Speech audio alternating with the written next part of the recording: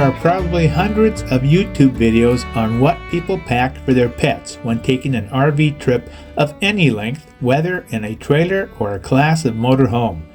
To me, it comes down to common sense and experience. My girls grew up hiking with me, carrying their own backpacks up to alpine lakes in the Washington Cascade Mountains, and later in life traveling across the Pacific Northwest with me and beyond in our small RV. Based on my experiences and knowledge over the years, these are the items I always take. When packing for short trips, as I do for longer trips, I consider the time of season, different environments, and possible dangers of the areas we will camp in or travel through on our trip. Well, welcome back to Doggone RV'N Travels with my girls. First thing you'll notice is I've got my summer haircut now. No more shaggy, crazy blowing in the wind hairdo for me. Well, this is the first of two videos on what I carry for my two girls on trips we go on. This video is about what I take along with us for trips of 2 to 4 weeks long. So, we'll start with this, the dog bed. This is by Chuckit. It's insulated, very durable. The dogs have had this for a couple of years or more. They enjoyed it out in the desert, they enjoy it on the beach, they enjoy it everywhere. It's very comfy. I use either side, doesn't matter to them. It's very comfortable, padded, they love it. It comes in its own stuffing sack, but I just throw this in the back for some place for them to lay on. If they don't want to lay on the couch, they can lay on this on the floor in the RV.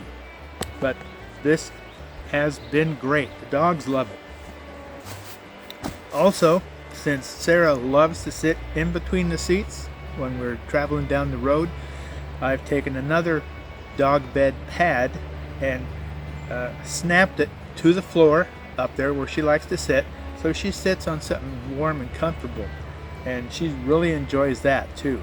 Of course, Kate always sits in the passenger seat in shotgun mode. Here I have the dog food container that I've put a rubber mat on to help Kate climb back up into her travel seat, and Sarah's sitting on one of the dog beds that I've snapped into place so she can sit where she likes during our road trips, and it gives her a little cushion. So, what else do we have? One of the things you want to bring for your dog is treats. Now, you can overdo treats. It's like giving your kid too many cookies. I use these little tidbits, training treats, so it helps in giving them little reinforcement for obedience training while on the road also. And also little nuggets just to reward them for being such good girls on the road. Let's see. Okay. Also, I have this dog harness by Roughwear. I buy a lot of Roughwear gear. I think it's really good. I've done a lot of research on everything that's out there, from the cheap, chintzy things to the good stuff. This is great because it's fully padded, easily to just slap on your dog, and it's got a little harness here in the front, and it's got another one up here. This came in handy when Kate, on our 6-month trip, suffered her second bout of canine vestibular disease. I was able to put this on her and lift her up and get her out there walking around and supporting her this way, so she just didn't collapse or fall side to side. So this is something that's really helped me a lot, especially Kate. Another thing is they each have their own little doggy coat or overcoat. It's got this really nice velvet feeling inner liner. It's got a tough outer liner, and this too is by Roughwear. It's easy to put on, very comfortable for the dogs, and it keeps them warm and dry in inclement weather.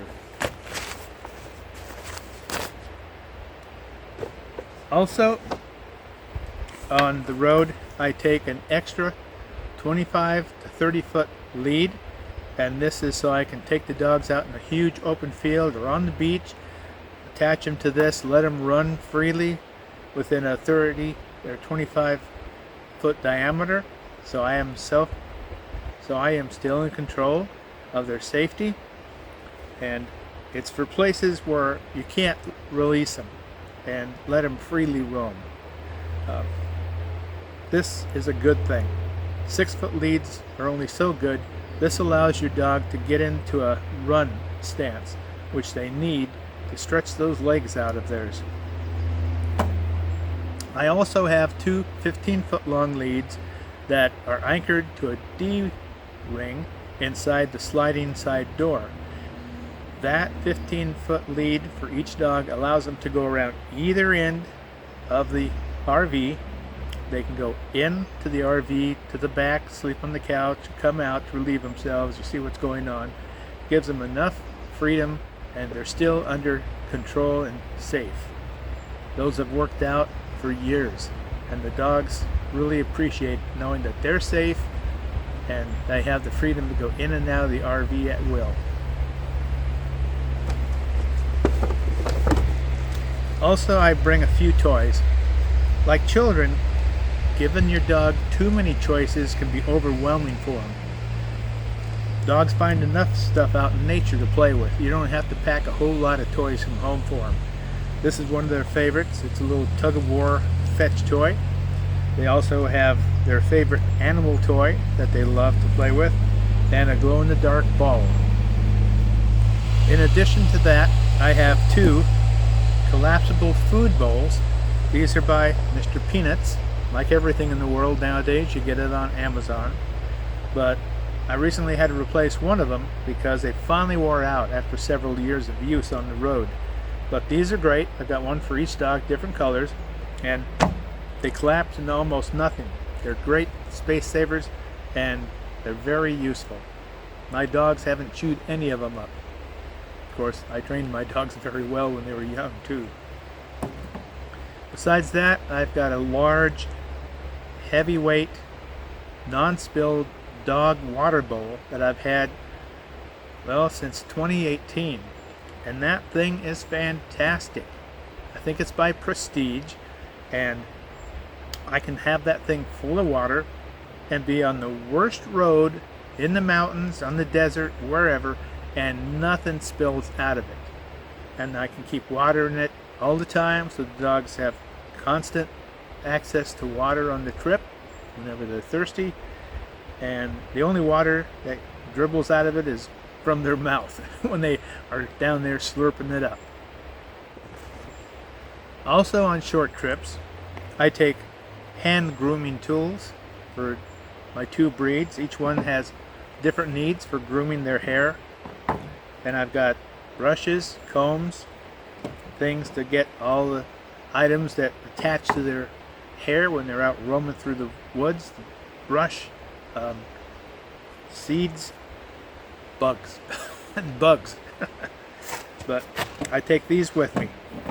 Along with that, you want to take care of your dog's health. Besides keeping her well combed and groomed, I've got Microcin eye and ear wash here. Stuff gets in their ears when they're out in nature. You flush it out with this sterile wash, or you can use it to clean their ears out. This here is Microcin wound and skin care. Sometimes they get out there, they get cuts and scrapes that you might not find until the evening when you're inspecting them. You just spray this on them, and this will help fight any infection. Now this is very valuable, I found. It's when you use campgrounds, and you're in a campsite somewhere. If your dog gets lost and people don't know where the dog came from, and you're in a developed campsite, if you have one of these, you get these in a package like this. These are paper key tags. You get a package of these, and you take one of these out, and on one side you put your campsite number, and the other side you put your phone number. Clip that onto your dog's collar while you're in the campsite, and if your dog does get loose, people will see that. They'll say, oh, hey, you belong to campsite 25B. And they can call you up and say, hey, we just found your dog. We'll bring him right over. And it's a piece of cake. It cuts down on the worry you have, and it gets your dog to you faster.